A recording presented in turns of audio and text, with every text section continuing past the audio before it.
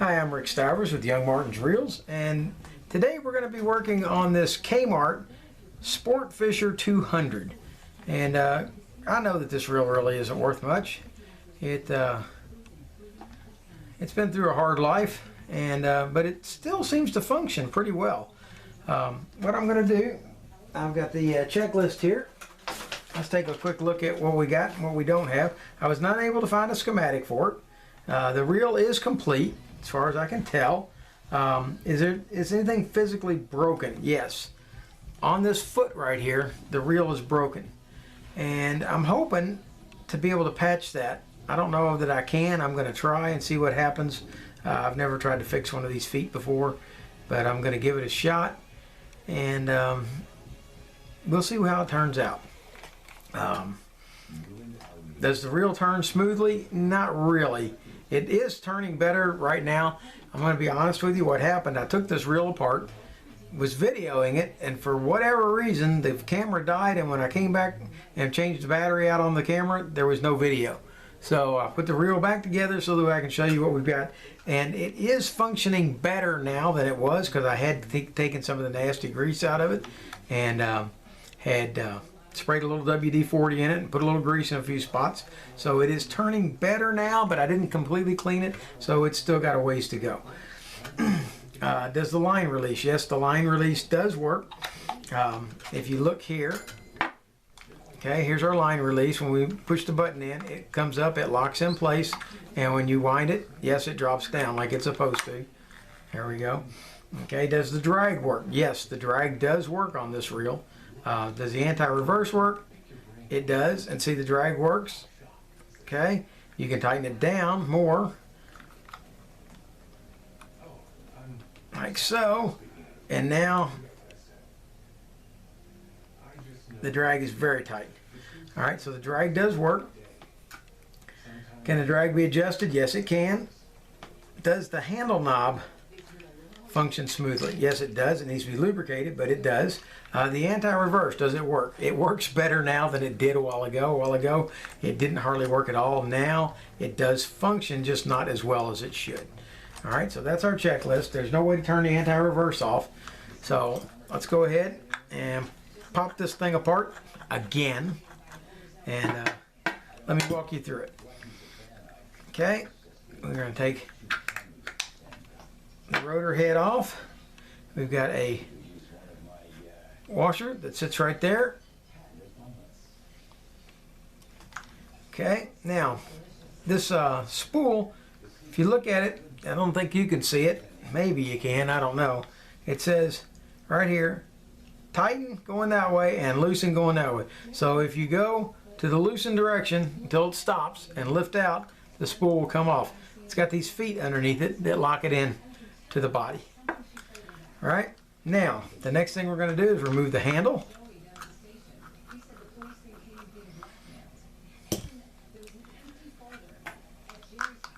And unscrew the star drag. And on there we have a tension washer and a regular washer. All right, that's got that to that point. We're going to now remove this one screw right here.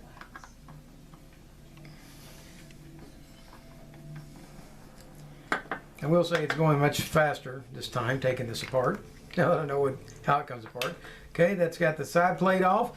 I'm going to take hemostats and remove this pin for the button. With that removed, now the button comes out, lifts up and out. Okay, now what I'd really like is for this, oh, let's hang on. We still got a clip right here we got to take off. There's a metal clip, wire clip right here that goes in. And what you got to do is you have to hook under it and lift it out and over the top.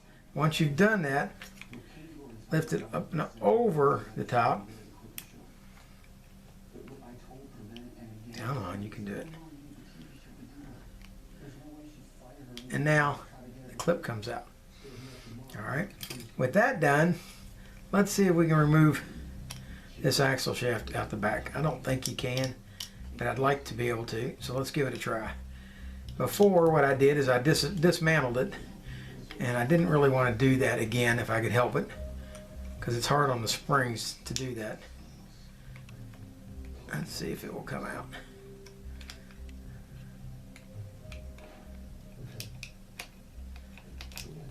Wiggle the spring around. There we go. Good. We got it out without having to take it apart. What I did before is I worked this spring out over the top of this cone on the end until this was able to come out. Took the spring out of the backside, pulled the axle shaft out through the front, and that allowed the pinion gear to come off. Now, the main gear comes out along with this spool. Now, this is your drag system for this reel. And the way this works, you've got a drag washer on this side of the main gear and a drag washer on this side of the main gear. This sleeve slides down here. Now that's going to be inside the body, and then the star nut will tighten down, and of course it'll have the tension washer on there. As that tightens down, that makes this tight and tightens those onto that gear, and eventually you can get it tight enough to where it will not slide at all, but that still leaves, see how it will move? That's your drag.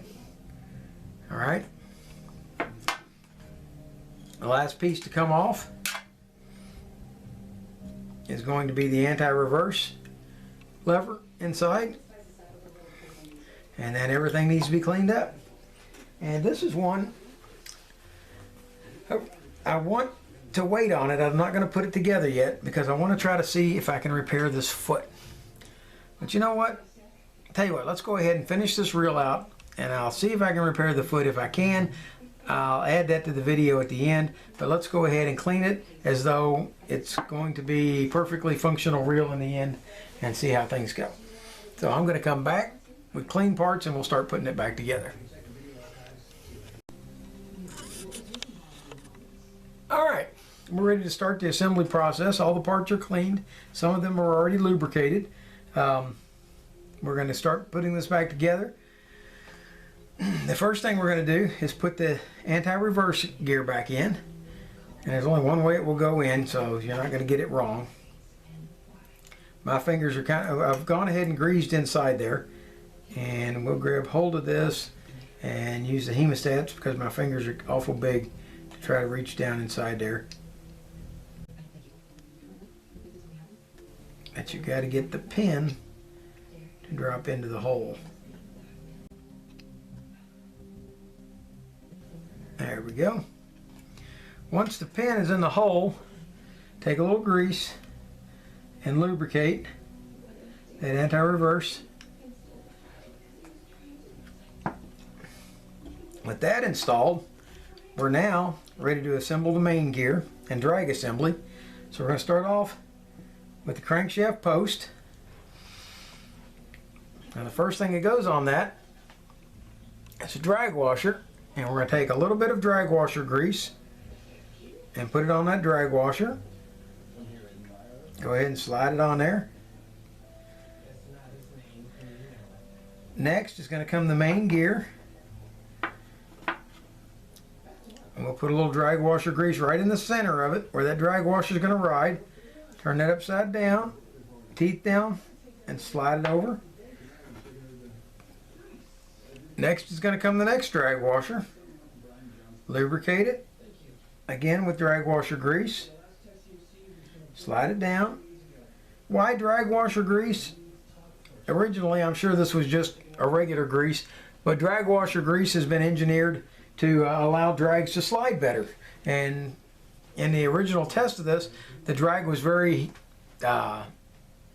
jumpy when you pulled on it. So I'm hoping it's going to be a lot more smooth when we do this.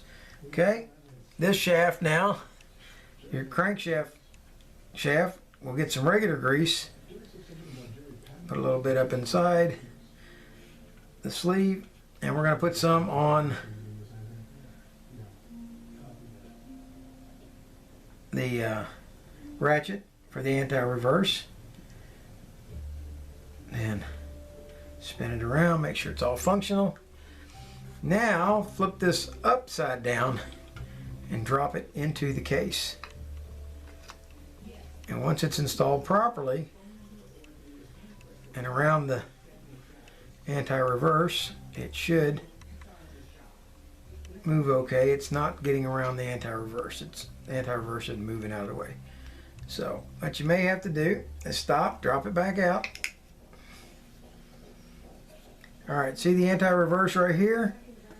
That pawl is all the way at the edge. Go ahead and balance it out where it's about in the middle. And then drop your main gear back in. There we go. Now, when you rotate the shaft, it will rotate one direction, but it will not come back the opposite direction. That's good. Install the washer on the crankshaft. Install the tension washer on the crankshaft.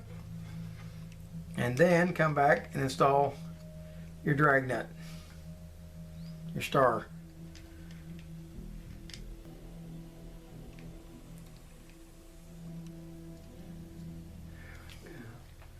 And it's still cross-threaded. Keeps wanting to drop over sideways. There we go. That dropped it on there.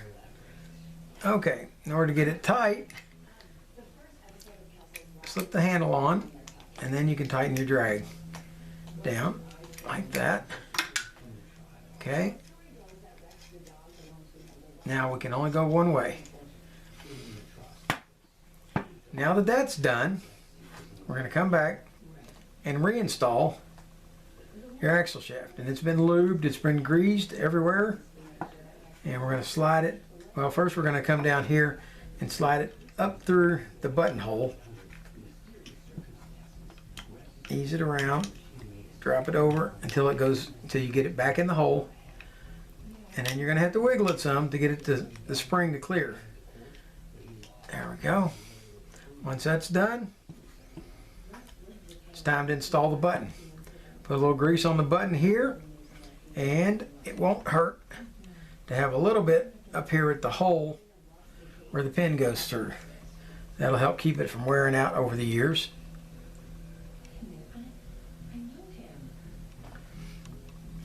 Slip the button down inside the case, drop it over, and put your pin back in. Might have to wiggle the button a little bit to get it to go in. There, pin goes all the way in. Now the button activates. The next part to go in is going to be this clip. Now you've got an open side and a closed side. You want the clip to come in from the open side. The flat part goes on the open side, and then it's going to lift up and over the shaft. Let's grab hold of the pair. I almost lost it just then, and I do not want to lose this thing. All right, we're going to put it on the open side, lift it up and over the stud.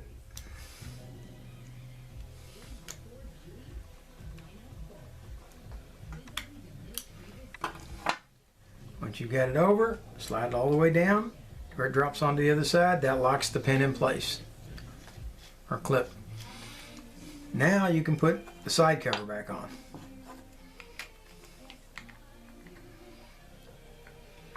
Side cover in place. Install the screw.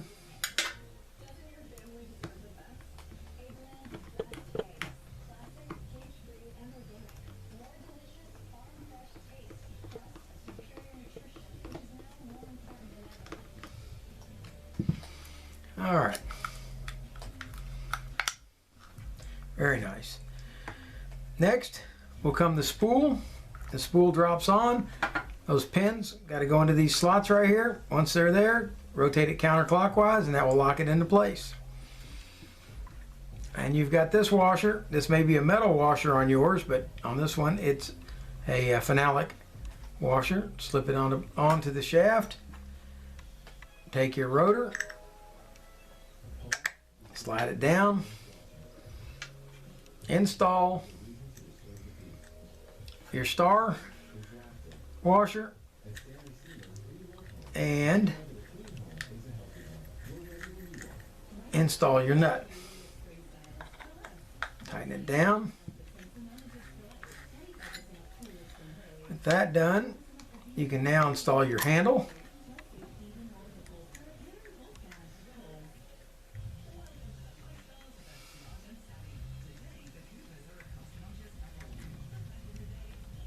Screw the nut down.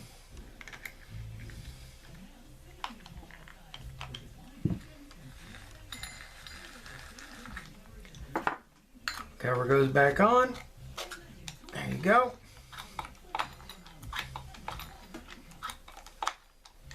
All right, let's see if we can get hold of the, well, a little bit of string is in there, because we're going to eventually pull that out, but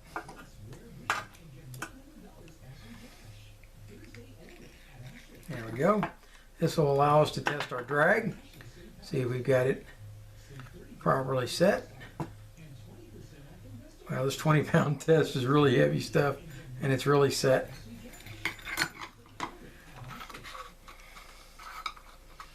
Your holes should be at the bottom for water to drain out in the event that it gets water in it. Okay, there we go. Button's pushed. There it locks. Drag is too tight. Loosen it up. That's too loose.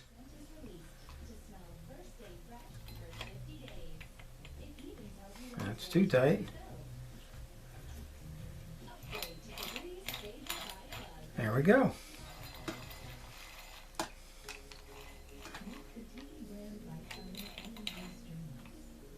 Tighten it down just a hair more, a little bit more. Getting that grease worked out. There we go.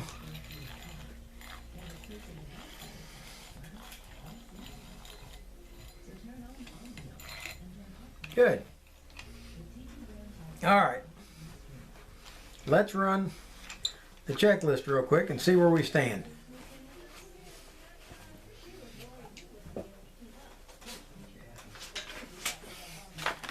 When we started out, we couldn't find a schematic, and we still can't find one. The reel is complete. Is it broken? Yes, it's still broken, and I think I've decided I'm not going to repair this reel. I'm going to move it into a parts bin. And we're doing this just so that somebody else out there who has one, and there's a lot of these out there on eBay for sale right now, can follow the procedures for how to redo theirs. All right. Does the line release? Yes, it does. Will the line reel in? Yes, it does. Does the drag work? Yes, it does. Can it be adjusted? Yes, we just did it. Does the handle for the knob function properly? Yes, it does. We're going to put a drop of oil into it just to make sure it stays that way, even though it's a parts reel. That may be the part we need on another one sometime. Okay, does the anti-reverse work? Yes, it does. It didn't used to, but it does now. All right, so there you have it. The K-Mart special. That would have been a blue light special back in the day, I guess. The K-Mart Sportfisher 200.